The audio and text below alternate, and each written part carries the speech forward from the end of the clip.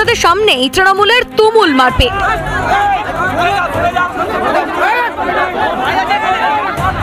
শতাব্দী রায়ের সামনেই তৃণমূলের কোন্দলে তুলকালাম বাঁধল বীরভূমে।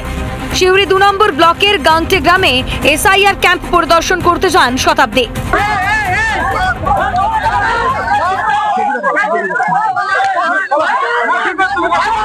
সাংসদ শতাব্দী রায়ের সামনেই বচসা, মারধর।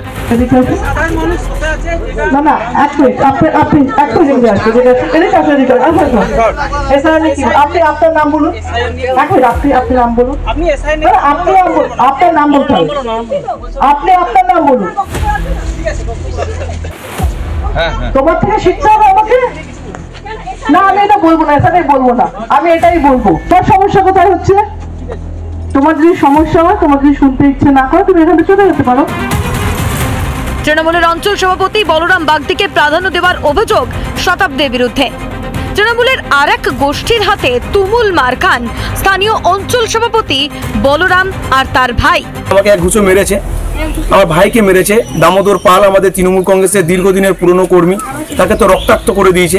যারা মারলো তারা কাটলো, যারা মারলো তারা হচ্ছে বর্তমান ব্লক সভাপতির লোক।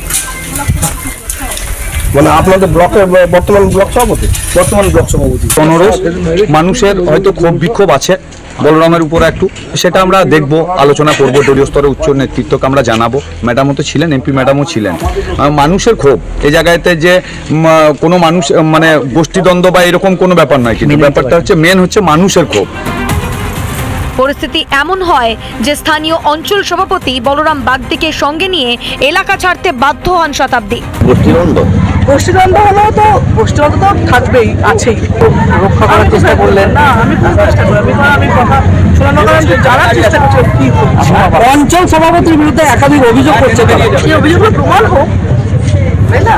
অভিযোগই তো হয় না, অভিযোগ তো প্রমাণ করতে হবে।